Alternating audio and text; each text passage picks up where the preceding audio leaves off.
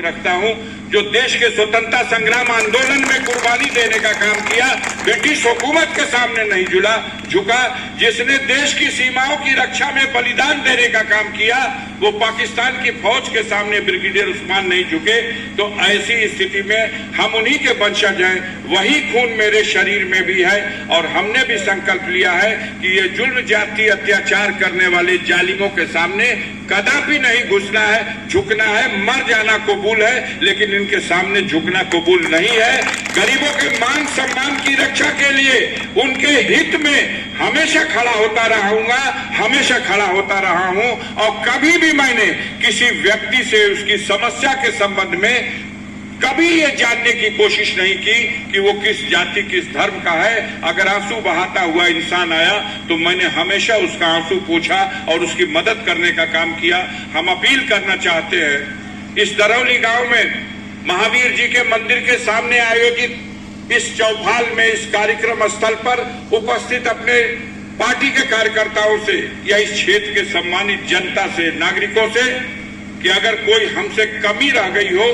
तो इस बार हिसाब मत लेना। मेरा हिसाब ठीक से जोगी की सरकार ने, मोदी की सरकार ने ले लिया है, ऐसा हिसाब भगवान न करे किसी दूसरे का लिया जाए। मैंने अपना ईमान बचा के रखा, मैं उनके सामने घुटना नहीं टेका हूं और मैं उनसे संघर्ष करके उन्होंने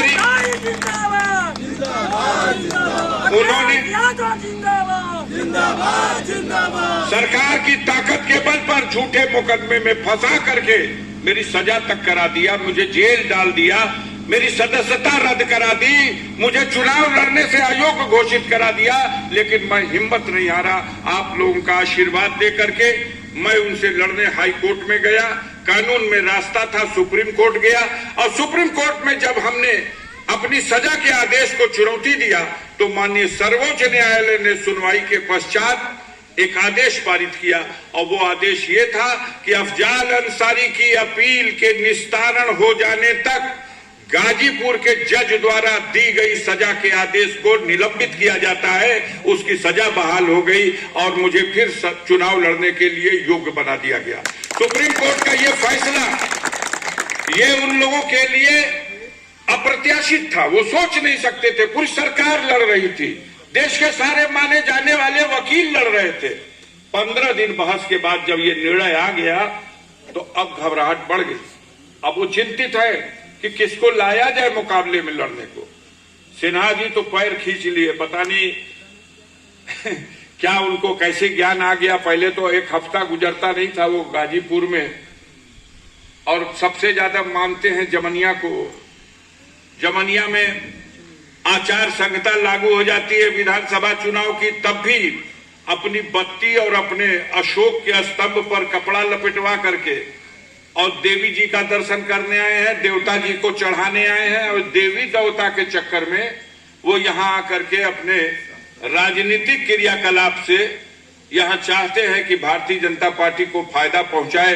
एक देवी यहाँ थी और एक देवी का दर्शन करने आ गए हमारे इंद्रलोक के मालिक, और उस घमंड में थे कि मैं कश्मीर का एलजी हूं तो जहां जाऊंगा सारा वोट मेरे नाम पर बदल जाएगा।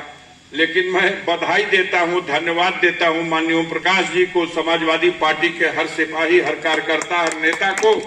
कि बड़ी शानदार जीत तो 7 की 7 हुई, लेकिन यहाँ की जीत बहुत ही शानदार हुई, क्योंकि इस जीत के लिए बड़ी चुनौतियां थी और उस चुनौती में भी आपने अपना वोट 95-96 हजार तक ले जाना